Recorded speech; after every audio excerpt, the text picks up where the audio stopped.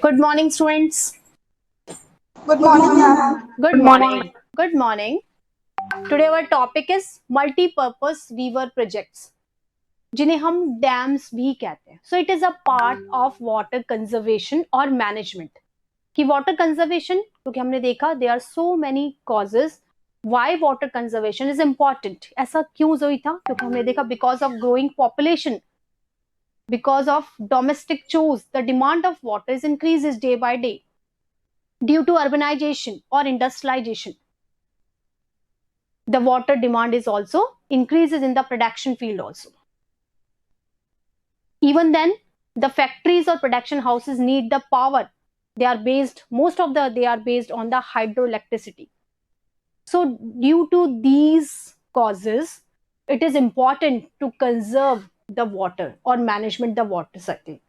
So today we study about the multi-purpose river project. First of all, I want to clear what is multi-purpose river project. These are the river project which fulfill so many needs of the human beings. ये वो projects होते हैं जिनसे हम एक साथ बहुत सारी नीड्स को पूरा करते हैं. For example, these projects give the supply of fresh water. वो हमें इन द रिमेनिंग ईयर, जब रेनी सीजन नहीं होता उस समय ये रिवर प्रोजेक्ट्स हमें प्योर और फ्रेश वाटर की सप्लाई करते हैं. The second thing is they provided the water supply for the irrigation. वो इरिगेशन के लिए हमें वाटर सप्लाई करते हैं जब रेनी सीजन ना हो. The third, they provided the hydro electricity as a power. वो हाइड्रो इलेक्ट्रिसिटी क्योंकि जनरेट होती है तो वो इंडस्ट्री एरिया में पावर के रूप में काम में ली जाती है. Fourth, these multipurpose project are the major point of fisheries, यानी जो फिश प्रोडक्शन एरियाज होते हैं उनके लिए बहुत इंपॉर्टेंट माने जाते हैं river project. So dams are known as the multipurpose river project where we just reserve the rainy season water for the irrigation or the supply of fresh water. In the other hand, we just produce the hydroelectricity from there. तो अगर हम dam कहें और या हम multipurpose river project कहें, दोनों की एक ही बात है. These projects are known as the multi-purpose project because on the same time they just completed or fulfill so many needs of the human being. क्योंकि ये एट ए टाइम एक ही समय में बहुत सारी आवश्यकताओं को पूरा करते हैं, इसलिए इन्हें मल्टीपर्पज प्रोजेक्ट्स कहते हैं. Now it is clear? Okay, यहां पर देखेंगे हम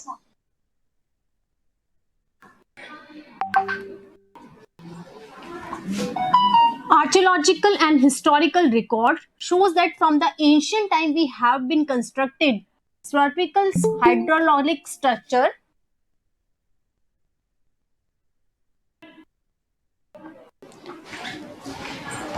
hydraulic structures like the dams built of stone, rubble, reservoirs or lakes, embankments and the canals for the irrigation. यानी अगर हम वाटर मैनेजमेंट सिस्टम को देखें, it is not a part of modern history. ये हमारी मॉडर्न हिस्ट्री का part नहीं है, बिकॉज हम देखते हैं द एशियंट एग्जाम्पल्स ऑल्सो. क्योंकि हम अगर पुराने टाइम में जाएं तो एंशियंट टाइम में भी वहां पर रिजर्वर्स होते थे, राजाओं के द्वारा नहर बनाई जाती थी, कैनाल्स डेवलप किए जाते थे. ठीक है. So these concept, the water concept जो हमारा कंजर्वेशन का कॉन्सेप्ट है, वो कोई न्यूली इंट्रोड्यूस कॉन्सेप्ट नहीं है, ये बहुत पुराना कॉन्सेप्ट है. यहां पर हम एग्जांपल देखेंगे hydrological structure in the ancient time. Ancient time में how we conserve our water resources. देखिए यहां पर in the 4th century BC, Srigangapur near the Allahabad had spawned water harvesting system channelize the flood water of the river Ganga. सबसे पहले इलाहाबाद, जहां पर हम देखते हैं कि जब रेनी सीजन होता है गंगा का फ्लो बहुत ज्यादा हो जाता है. उस समय 1st BC में सबसे पहले गंगा रिवर के वाटर को रिजर्वर के रूप में चैनलाइज किया गया, ताकि जो फ्लड से नुकसान होता था कंट्रोल करने के लिए उसे किया गया. जो सेकेंड स्टेप था, that is the during the time of Chandragupta Maurya, dam, lakes and irrigation system were extensively built, Chandragupta Maurya के समय भी अगर हम देखते हैं तो उस समय भी बहुत सारे रिजर्वर्स, कैनाल्स और डैम्स बनाए गए थे. The third evidences of the spotless irrigation work have also been found in the Kalinga, Orissa, Nagarjunakonda at Andhra Pradesh, Banur, Karnataka, and Kolhapur, Maharashtra. So these are the example which shows that the water consumption process or the this planning is not a new for India. In ancient time, so many rulers are working for the water management or the conservation. ठीक है, यानी अगर हम आज देखते हैं कि आज हमें लग रहा है कि जैसे जैसे पॉपुलेशन इंक्रीज हो रही है, पॉल्यूशन बढ़ रहा है, हम वाटर रिजर्वर्स डेवलप कर रहे हैं, बट ये कॉन्सेप्ट कोई नया कॉन्सेप्ट नहीं है. एंशिएंट टाइम में भी हम देख रहे हैं कि even then the first BC, जब 1 BC था तब भी उस समय भी हम क्या देख रहे हैं, फर्स्ट सेंचुरी में भी वहां पर क्या देख रहे हैं कि वाटर रिजर्वर्स थे, वहां पर भी फ्लड कंट्रोल का मैनेजमेंट किया गया था. तो जो वाटर कंजर्वेशन की प्लानिंग है ये कोई न्यू प्लानिंग नहीं है. क्लियर हो गया ये? ओके, आगे देखेंगे. The next example is in the 11th century. 11th century में भी the Bhopal lake, one of the largest artificial lake of its time, उस समय की सबसे बड़ी आर्टिफिशियल लेक मानी जाती है जो 11th BC में बनी थी. वो इस बात का एग्जाम्पल है कि ये कॉन्सेप्ट एंशिएंट टाइम से ही चल रहा है. The next example, in the 14th century, the tank in Hauz Khas, Delhi was constructed by the Iltutmish for supplying water for Shri Fort area. और सबसे बड़ा एग्जाम्पल हमें इल्तुतमिश के टाइम मिलता है जब दिल्ली सल्तनत थी उस समय, कि वहां पर भी एक हौज यानी एक टैंक बनाया गया था. किस लिए? फोर्ट में वाटर की सप्लाई को करने के लिए. यानी रेनी सीजन के अलावा भी हमारे दिमाग में मैनेजमेंट था, और हमने एंशिएंट टाइम में भी ऐसे बहुत सारे एग्जाम्पल हम देखते हैं जहां वाटर लेक्स हैं, कैनाल्स हैं और रिजर्वर्स डेवलप किए गए. ठीक है, यहां पर क्वेश्चन लिखिए. What do you mean by water conservation? What do you mean by water conservation और management?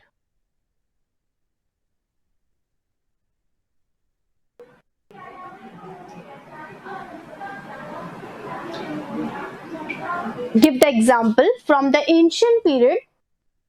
Give the example from the ancient period.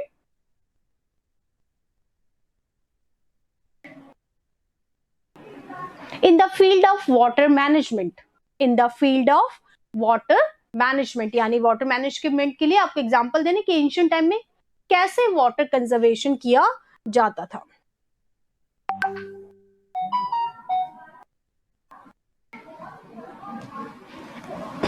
Okay, लिख लिया question? Yes, ma'am. Okay, as you know, the dams and multi-river projects are same. वही dam है और वही multi reverse projects हैं.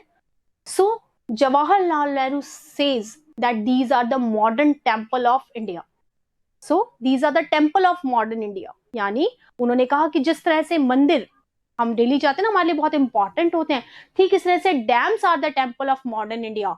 अगर हम डेवलपमेंट को देखें तो dams are the base of modern India, क्योंकि हमको पता है कि पावर का एक बहुत 27% तक हम पावर कहाँ से लेते हैं?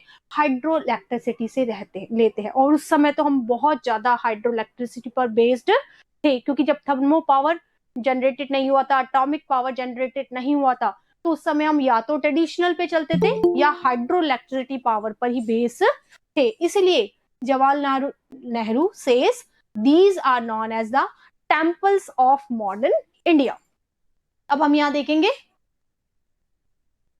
Dams were traditionally built to impound rivers and rainwater that could be used later for the irrigation agriculture field. Dams क्या होते हैं?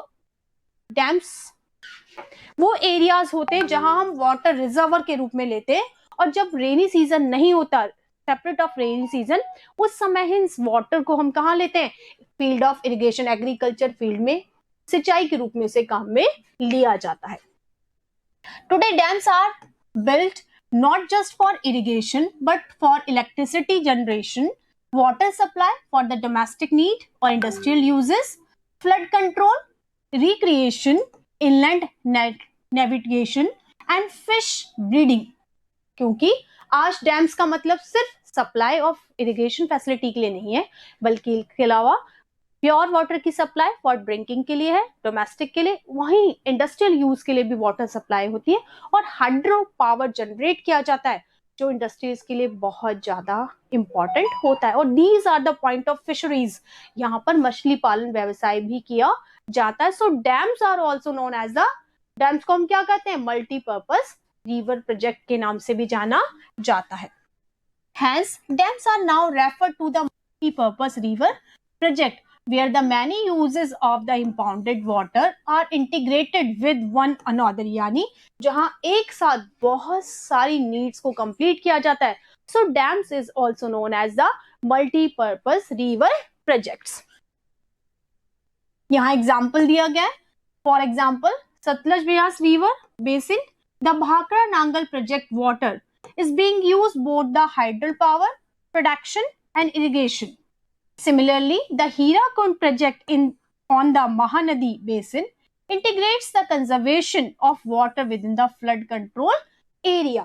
आपको यहाँ याद रखना पड़ेगा कौन कौन से अपने डैम पड़े यहाँ पर, कि सतलज पे कौन सा बना हुआ है, Bhakra Nangal dam is situated on Sutlej river, and अगर हम देखें महानदी पर Hirakud dam was situated on Mahanadi.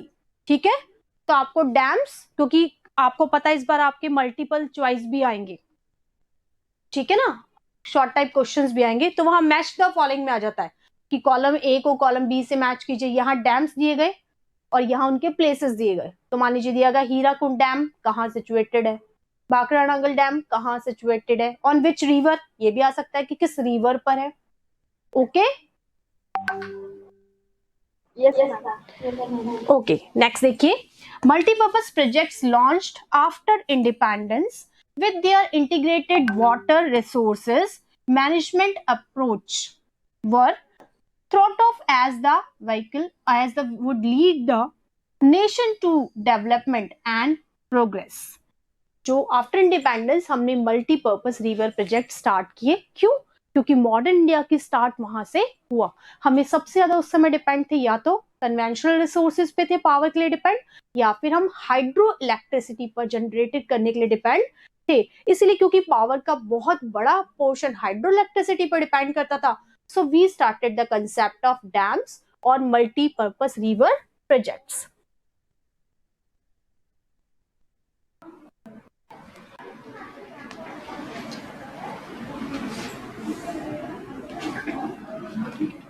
Pandit Jawaharlal Nehru proudly proclaimed that the dams as the temple of modern India.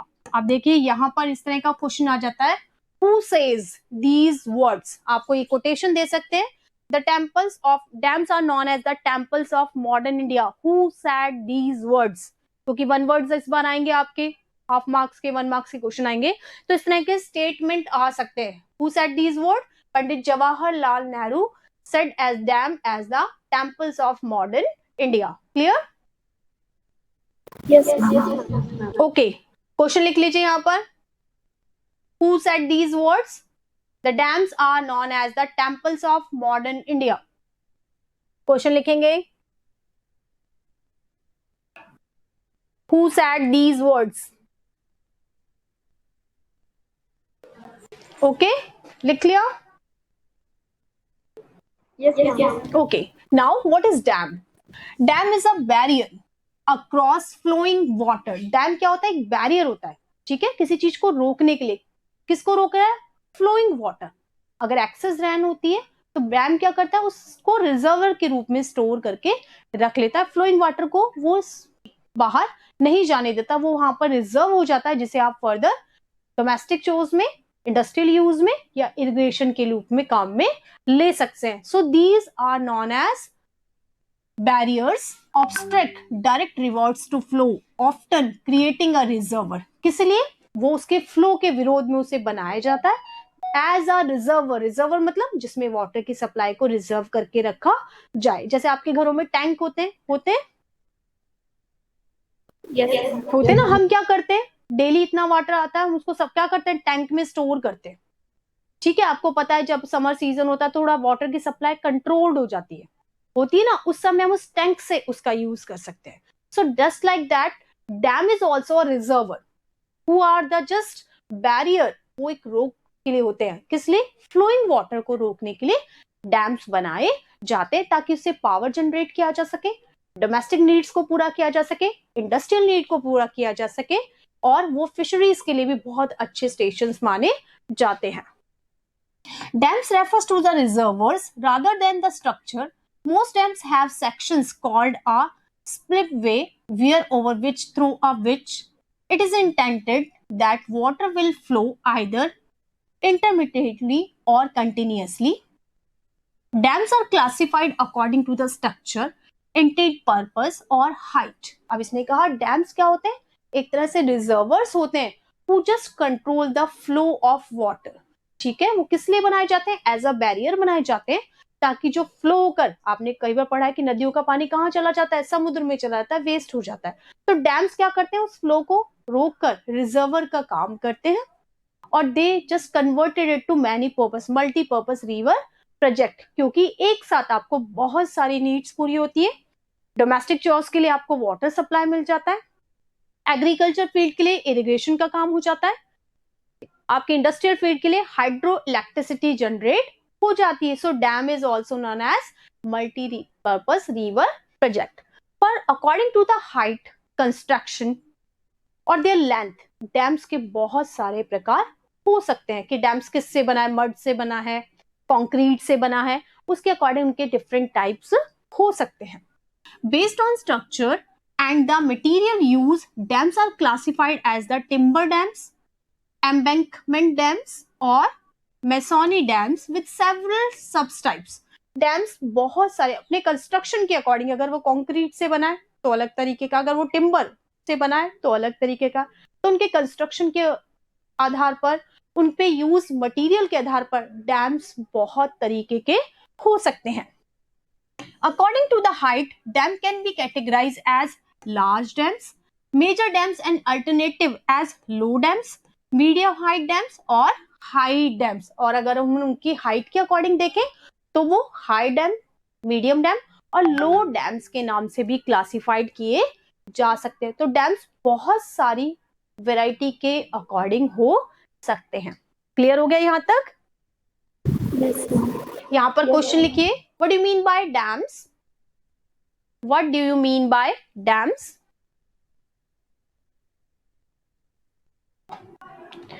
What do you mean by dams? On which factors dams are classified? On which factors dams are classified? किन किन आधार पर आप dams को classified कर सकते हैं?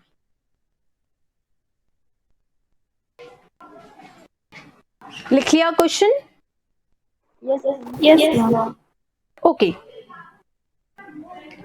अब देखिए डैम्स क्या होते हैं. ना केवल ट्रेडिशनल यूज ऑफ ये इरिगेशन के और डोमेस्टिक यूज के काम नहीं आते, बल्कि it is a major point of for hydro electricity. ये हाइड्रो इलेक्ट्रिसिटी को भी जनरेट करते हैं.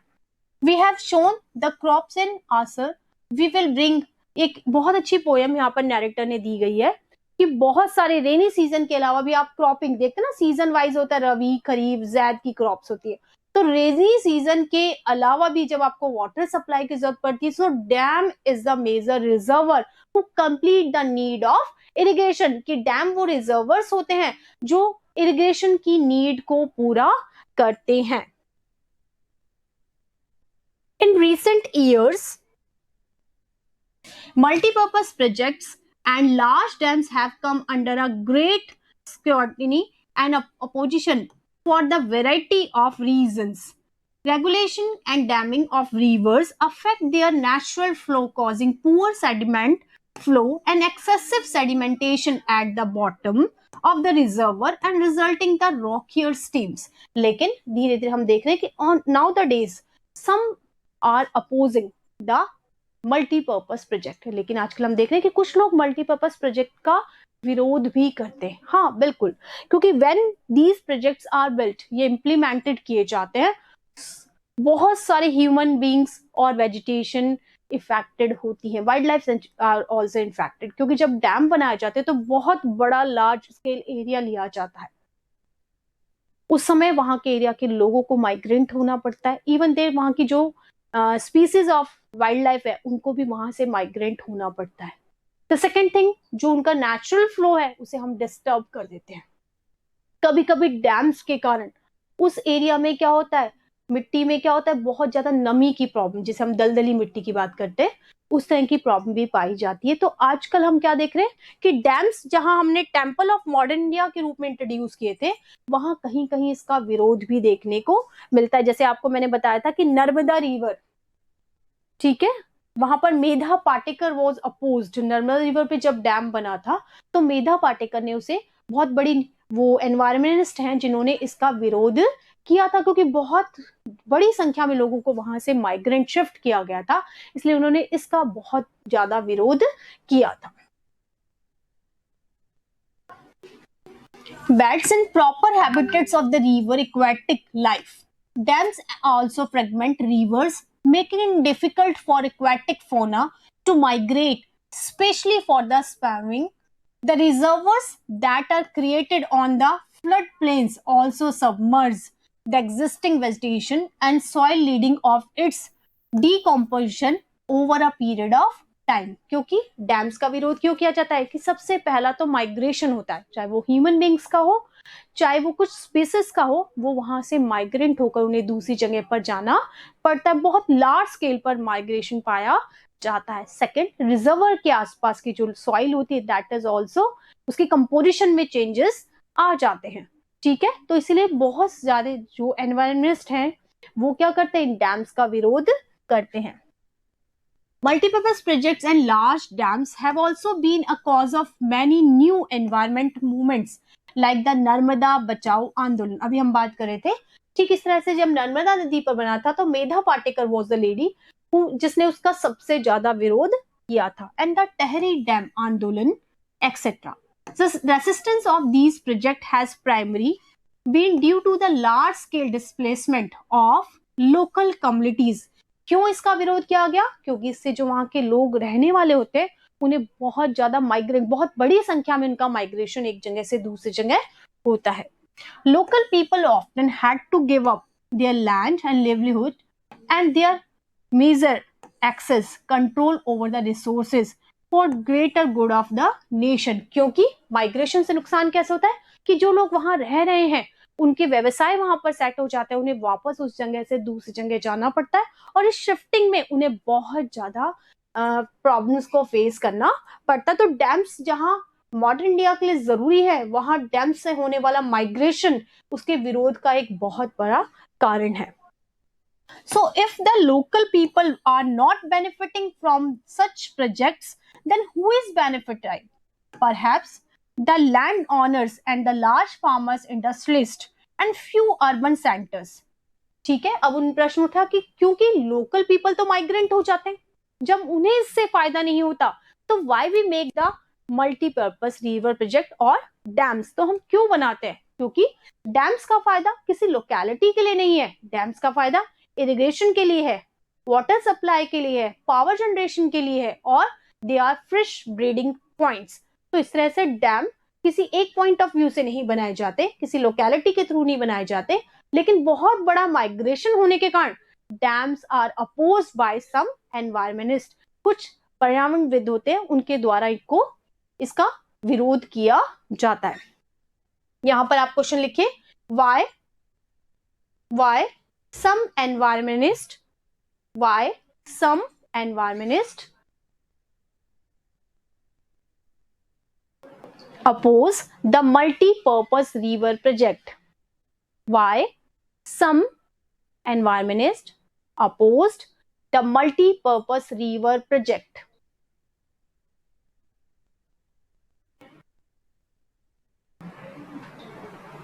Give example. Give any example.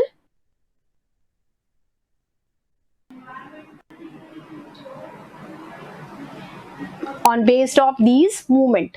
इस तरह के एग्जाम्पल आप दे सकते हैं, जैसे नर्मदा बचाओ है, टहरी आंदोलन है, इसका एग्जाम्पल यहाँ पर दे सकते हैं। क्वेश्चन लिख लिया आपने?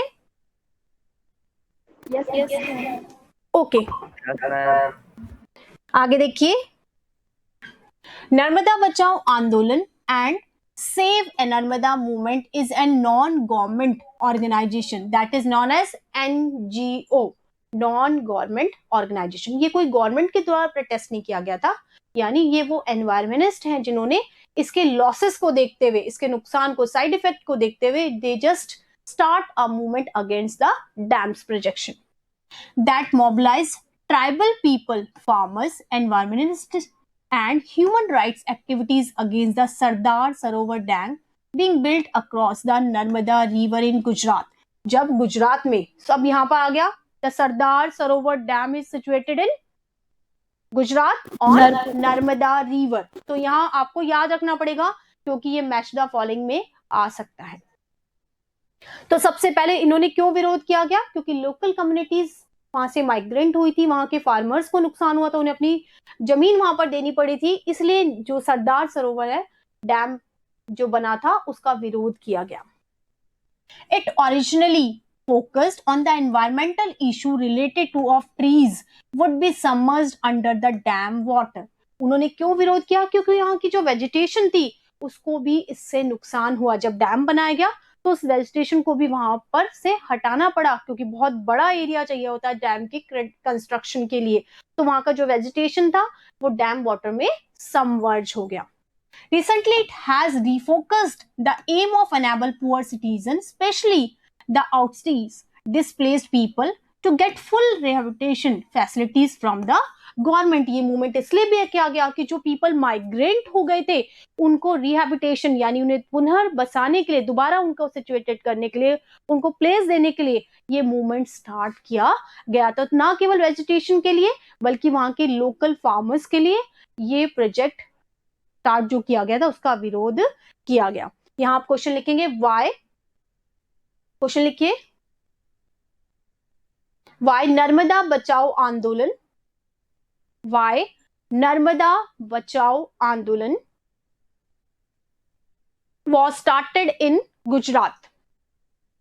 Why Narmada Bachao Andolan was started in Gujarat?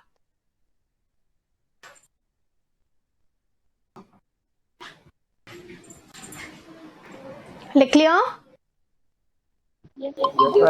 Okay, आगे देखिए। People felt their sufferings would not be in vain, accepted the ramuna of displacement, believing the promises of irrigated field and plentiful harvest. Often the survivor of Rehans told that as that they accepted their suffering or sacrifice for the sake of their nation. क्योंकि जब dams बनाए जाते हैं वहां के local peoples को तो कोई फायदा नहीं होता, लेकिन it is important for the nation. तो ऐसा माना जाता है कि dams are the sacrifice for the nation, क्योंकि ये डैम इसलिए बनाए जा रहे हैं कि the local people, the vegetation just sacrifice their lives for the nation. क्योंकि मॉडर्न इंडिया के डेवलपमेंट के लिए डैम्स जरूरी हैं, तो वहां की लोकेलिटी को इसका सेक्रीफाइस करना पड़ता है। But now often 30 bitter years of being adrift, their livelihood having even being more than precious, they keep asking, are we are only ones who chooses to make the sacrifice for the one? यानी वहां के लोगों ने कहा कि जैसे जैसे 30 सालों के बाद भी उनकी जो व्यवसाय वो स्टेबल नहीं हुआ, उनको इनहेबिटेंट कहीं का नहीं बनाया गया, तो वो लोग कहते कि क्या हम लोकल पीपल ही ऐसे थे जिनका सेक्रीफाइस नेशन के लिए करना जरूरी था। तो जहां एक साइड नेशन के लिए, डेवलपमेंट के लिए जरूरी है डैम्स, तो वहीं दूसरी तरफ जो माइग्रेंट पीपल होते हैं उनका जो पेन होता है वो डैम्स का अपोज करने के लिए मजबूर कर देता है। मैम, हाँ ma'am, why salty water is not used for agriculture? देखिए, there's a आप खुद समझते हैं कि आपको पीने के लिए सॉल्टी वाटर दिया जाए, है ना, नहीं पी सकते ना। बहुत सारे ऐसे, जैसे आप सांबर जाएंगे, वहां के बहुत सारे ऐसे गांव है जहां पर बहुत ही खारा पानी आता है। आपको पता है खारे पानी में ना तो हम वॉशिंग का काम कर सकते हैं, साबुन नहीं लगता उस खारे पानी में, उसका टेस्ट बहुत खराब होता है, उसको हम वेजिटेशन में यूज नहीं कर सकते, क्योंकि आपको पता है एक्सेस सॉल्टी मात्रा से क्या होता है, जो उसकी प्रोडक्टिविटी होती है लैंड की वो धीरे धीरे इनफर्टाइल हो जाती है। ठीक है, Yes, ma'am. तो धीरे धीरे उसमें मतलब भूमि की जो उर्वरकता क्षमता है वो धीरे धीरे कम हो जाती है। इसीलिए हम उसका यूज नहीं करते, ठीक है। नहीं तो इतना बड़ा एरिया है, 71% वाटर सप्लाई है सी साइड्स में, हम उसको इरिगेशन में यूज कर सकते हैं, लेकिन जो सल्टी वाटर होता है it is not use for the irrigation facility. Okay okay, एक फैक्ट मैं आपको बताती हूँ। The Sardar Sarovar dam has been built over the Narmada river in Gujarat. Sardar Sarovar dam जो है वो नर्मदा रिवर गुजरात पे बना है। This is the one largest water reservoir project of India covering 4 state. ये सबसे बड़ा प्रोजेक्ट है जो इंडिया के 4 स्टेट्स को कवर करता है, that is Maharashtra, Madhya Pradesh, Gujarat and Rajasthan. ये वो 4 स्टेट हैं जो इस डैम से बेनिफिशियल एरिया में है। The Sardar Sarovar project would meet the requirement of water in drought prone area। क्योंकि राजस्थान भी आ गया, तो राजस्थान के बहुत सारे डिस्ट्रिक्ट्स ऐसे हैं जो ड्रॉट प्रोन है, तो उन एरिया के लिए वाटर सप्लाई को करता है। And desert area of Gujarat, और गुजरात का जो डेजर्ट एरिया है उसमें लगभग 9,490 विलेजेस एंड 173 टाउन्स, इसी तरह से राजस्थान की 124 विलेजेस को वो वाटर की सप्लाई करता है, ठीक है। ठीक है, आज इतना ही करेंगे। क्वेश्चंस आप सबने नोट डाउन कर लिए? Yes, ma'am. Okay, have a nice day, thank you. Thank you, ma'am. Okay, welcome.